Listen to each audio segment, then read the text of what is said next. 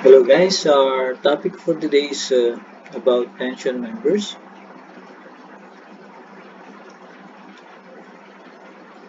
So before we proceed with the analysis of tension members, we first discuss a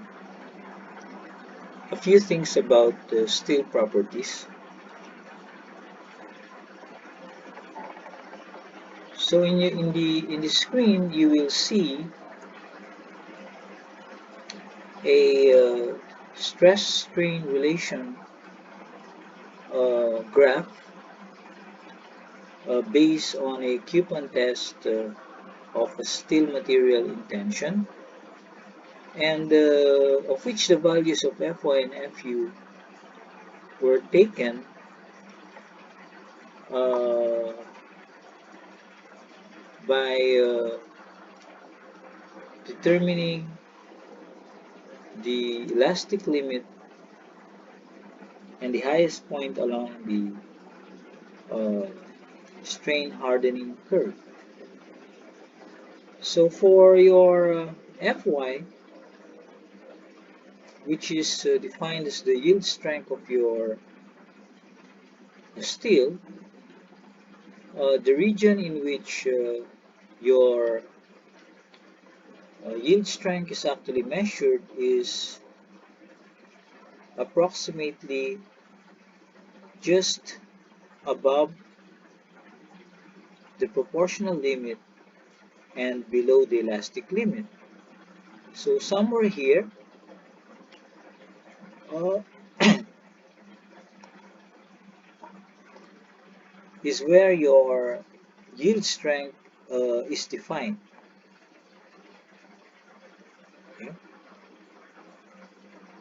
So for the tension strength or the ultimate strength of your steel, the curve which defines the region beyond the elastic range, which is called the strain hardening region, defines the highest point at which your steel material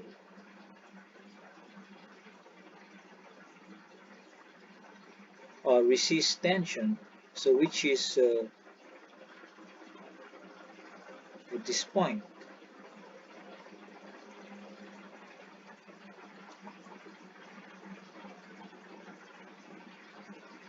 So what basically happens in your steel material when subjected to a tensile load is it creates a sudden jerk in this region where, again, as I have said, your yield strength is defined. The proportional limit is actually the point just before yielding occurs, and it is basically described as a straight line. So immediately after uh, yielding, the point of the elastic limit is defined, which is very near to the upper yield point defined on this graph. So numerically, your yield strength is actually between the upper yield point and the lower yield point, uh, which after which a strain which is added, no, a fixed strain value will be considered without any additional tensile force applied to the member. So at this point, a strain value uh,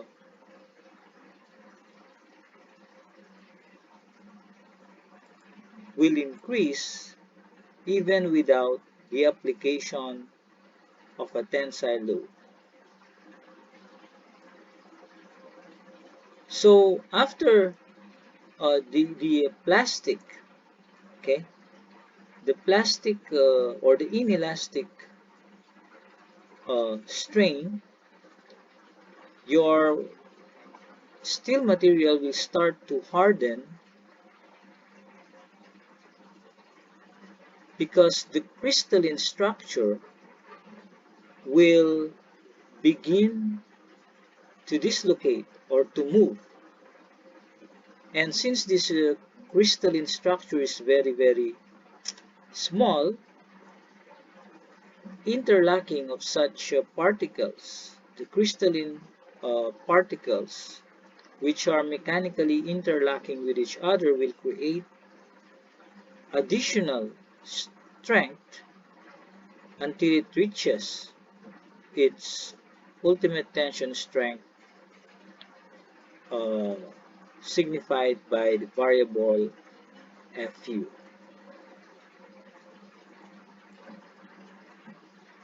After the maximum point is reached, then necking and failure will actually begin because a decrease in cross-section will happen due to the effect of the considerable amount of strain happening at this point. So for your rupture strength, the value which is actually less than your ultimate tension strength has an actual rupture strength higher than Fu, as it considers a reduced cross-section which is normally not uh, captured by the stress strain test. That's why in the graph, the actual rupture strength is higher than Fu, but recorded lower because of the effect of the reduced cross section.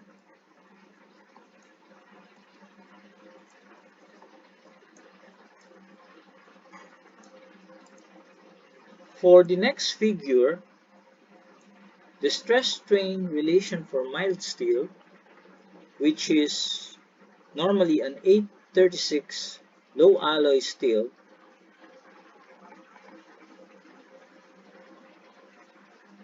the plastic strain or the inelastic strain and the strain hardening curve actually manifests a very obvious indication of what the yield strength of the steel is. And this amount of plastic strain actually defines what you call the ductility of your material. As the material strength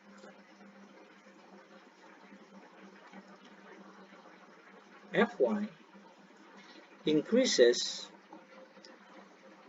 ductility decreases, such that the length of your strain, the plastic strain, reduces to an amount in which your yield strength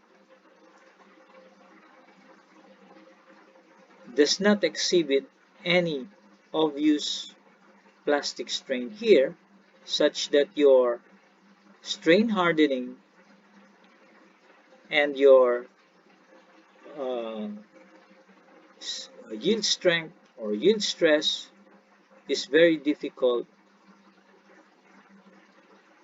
to measure.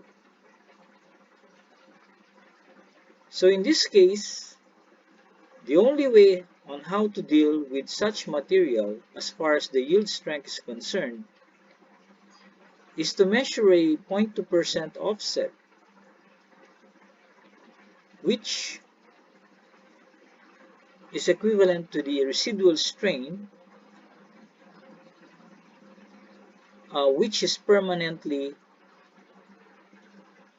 placed on the material as it reaches or exceeds the yield plateau. And therefore, your yield stress or yield strength is now established by the intersection of such offset to that of your stress strain curve. But again, as what has been said a while ago on the definition of ductility, in this particular stress strain graph, the ductility is considerably decreased.